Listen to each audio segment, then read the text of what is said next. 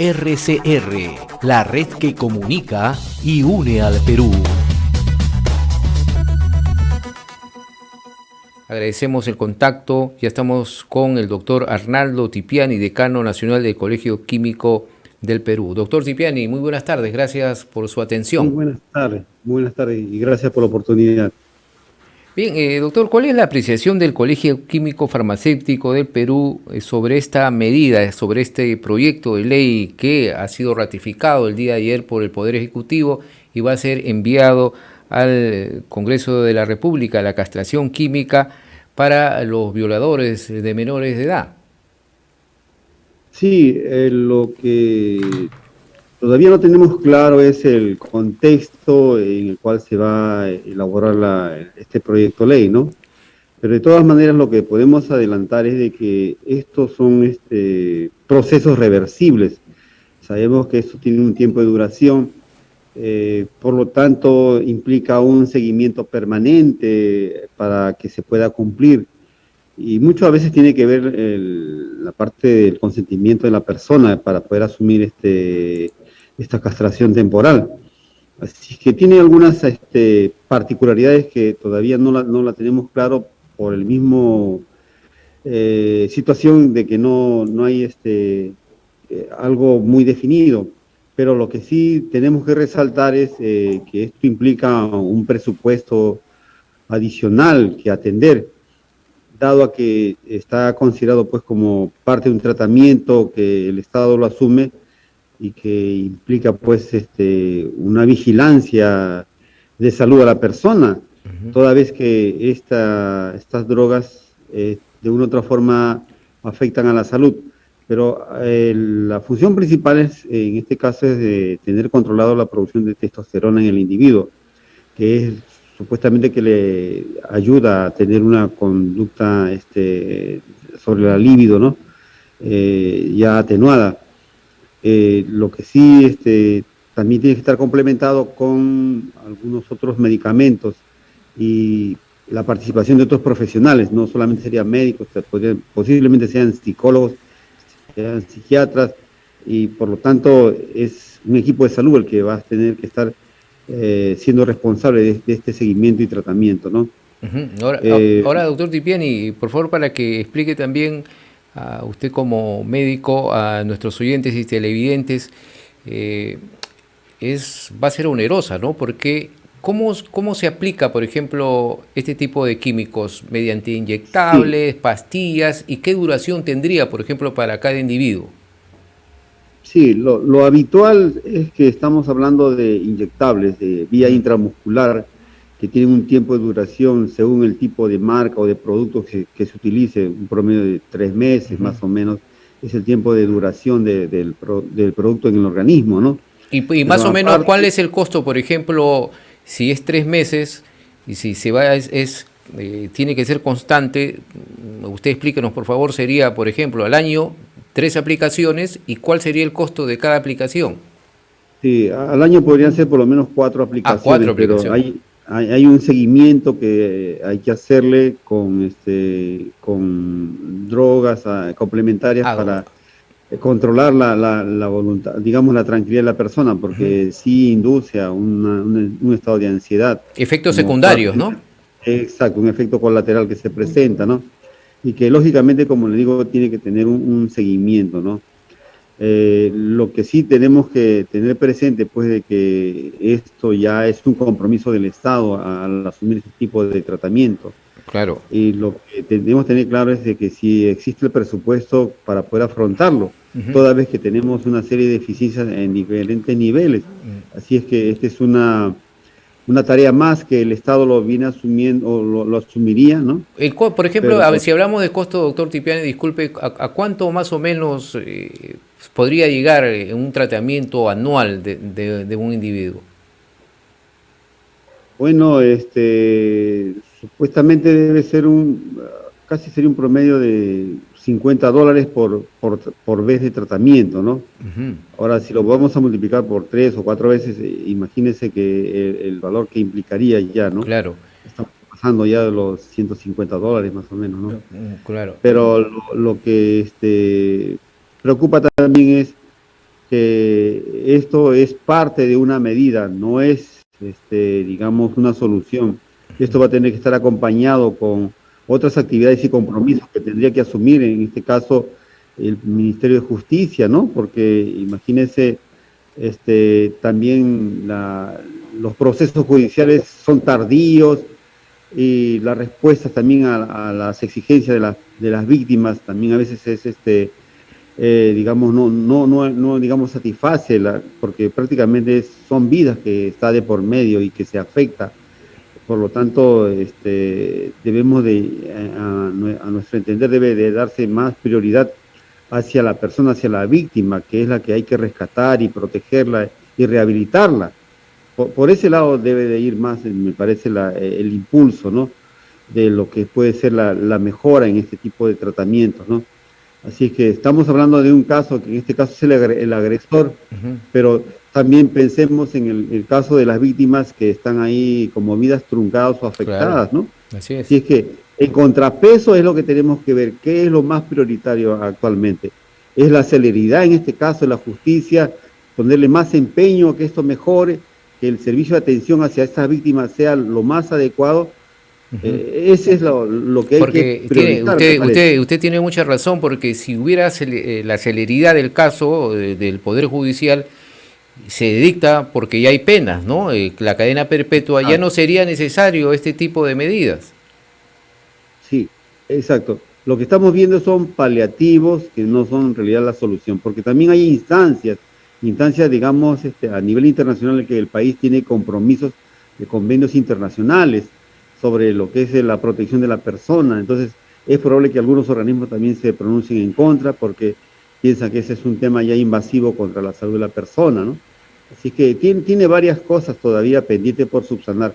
Sería bueno ver también el texto con el que se va a sancionar o dictaminar esta ley para poder tener una mejor opinión al respecto, ¿no?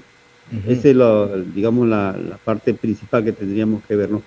Digamos, el tema de la castración química es una parte del problema, ¿no?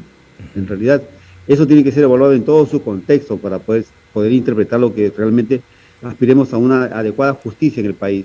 Claro, porque mire, escuché yo al propio ministro de Salud a no estar de acuerdo con esta propuesta, ¿no? Dijo, él fue muy claro. Y me imagino que el presidente de la República ha tenido que tener un asesoramiento, ¿no? De los médicos especialistas que le den una recomendación para que él pueda salir a dar este tipo de anuncios. Sí, lo que pasa es que todos los sistemas están colapsando y en el tema de salud se salen una serie de normas que se dictaminan, leyes que a veces en el papel está bien, está coherente, pero en la práctica no se viene cumpliendo y prácticamente esto afecta o desalienta cualquier normativa que uno pueda ir implementando. Por decirle lo más en el caso nuestro, de que estamos muy ligados al tema del medicamento, vemos el problema principal que tenemos, que es la falsificación de medicamentos, el mercado negro. Supuestamente la vigilancia sanitaria es escasa, a pesar de que la norma lo prohíbe, lo condena y lo sanciona. Sin embargo, esto no se cumple. Así que crear más leyes que en sí no tienen una solución, no son una solución del problema. Ese es digamos, lo más preocupante, ¿no? El formular leyes y propuestas que digamos, en el documento está bien, pero en la aplicación no se ejecuta porque es a veces poco viable. Y me parece bien que los organismos, en este caso relacionados a la aplicación de esta norma, también se pronuncien, porque es una carga más que le va a afrontar y a veces el personal o los recursos humanos no lo tiene. Así que hay que ser más realistas en estas propuestas ahí. Ahora, queremos aprovechar esta entrevista, doctor Arnaldo Tipiani, en cuanto a estas últimas medidas que está dando el gobierno en sector salud. Por ejemplo, ya el aforo al 100% de lo que vendría a ser las clases presenciales en los escolares, cumpliendo, se ha dicho, con la vacunación respectiva. Los maestros, tercera dosis 100% y los alumnos en un 80% de su segunda dosis. ¿Es factible, según su apreciación? ¿Sería positiva esta medida? Las condiciones se vienen dando. Lo que sí preocupa es realmente el estado de la infraestructura, lo que es la parte sistema de agua, sistemas sanitarios en los colegios, ¿no? Se habla de escuelas que están prácticamente sin mantenimiento todo el tiempo de la pandemia y prácticamente es imposible a veces tener un servicio adecuado, higiénico en el colegio. Así es que yo creo de que empujemos a que se trate de ir avanzando, porque eso tiende a la normalidad del país, pero también ataquemos los problemas que también los mismos padres de familia a veces han denunciado, de que las escuelas no están habitables o que no tienen las condiciones para poder darse un servicio de clases, ¿no? Así es que eso tiene que ser parte de una reconstrucción y tendríamos que verlo también de una manera seria, donde tiene que ser la participación de organismos multisectoriales en el caso específicamente de la escuela, amarra varias cosas. Tenemos el tema del transporte, tenemos el tema también que está relacionado al control sanitario, ¿no? O sea, decirle tener los psicólogos adecuados que la escuela necesita, o los médicos también que requieren una atención ahí a la población escolar. O sea, asegurar ese tipo de atención, porque todo esto es parte de un engranaje que tiene que cumplir su función, ¿no? Así que para tener buenos estudiantes fortalecidos y recapacitados, que es lo que también necesitamos, que esté bien nutrido, o sea, la alimentación, que no se descuide. O sea que todo esto conjuga a ver el tema de volver a la presencialidad es muy bueno, pero también dando las garantías del caso, ¿no? Las condiciones necesarias. Ahora, como se está ya viendo los aforos ya en el campo educativo, también en el campo de salud, sería necesario también, doctor, volver ya a las citas presenciales, ¿no? Porque hay muchas personas producto de la pandemia que se hacía mediante vía el internet y ahora se dejaron de hacer muchas pruebas, por ejemplo, en lo que se respecta a cardiologías, las pruebas de esfuerzo, las pruebas profundas, y es necesario también volver porque hay muchas personas que han dejado de tener ese tipo de servicios. Sí, estas pruebas son necesarias para poder manejar el diagnóstico y el tratamiento de la salud. Eso es muy importante. Lo que sí, de hecho, siempre hemos visto de las citas que se programan a un tiempo espaciado.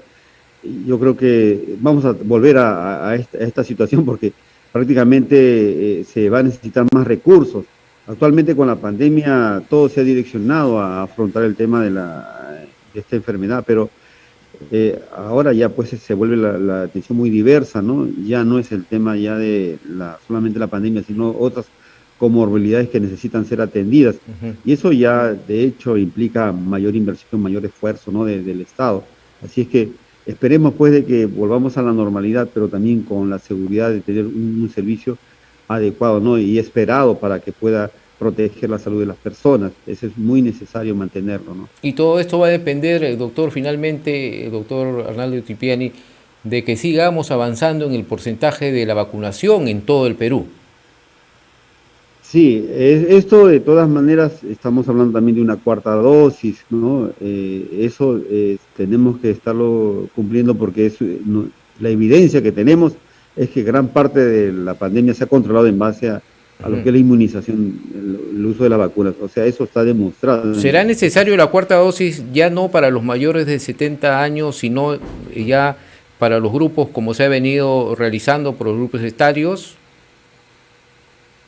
En otros países también se habla de cuarta dosis, ¿no? A nivel general. Esperemos que esto lo tengamos controlado, pero sí con la prevención del caso, ¿no? De manteniendo las medidas de seguridad de todas maneras, ¿no? Esperemos, todavía no, el futuro nos dirá, pues, cómo vamos a seguir afrontando este tema, porque ya aparentemente el virus ya está más atenuado, está más manejado, más controlado, se le conoce más, eso es muy importante, ¿no? Salvo que aparezcan nuevas variantes, pero por lo menos parece que esto ya está en una etapa de declive, ¿no? Y eso para el país es muy favorable, pues. Esperemos que esto siga así, doctor. Muy amable, como siempre, doctor Arnaldo Otipiani, por esta participación aquí en Enlace Regional. Un abrazo, muy amable, muy buenas tardes. Gracias también, muy buenas tardes también a todos ustedes. Buenas tardes, hemos estado con el doctor Arnaldo Otipiani. RCR, la red que comunica y une al Perú.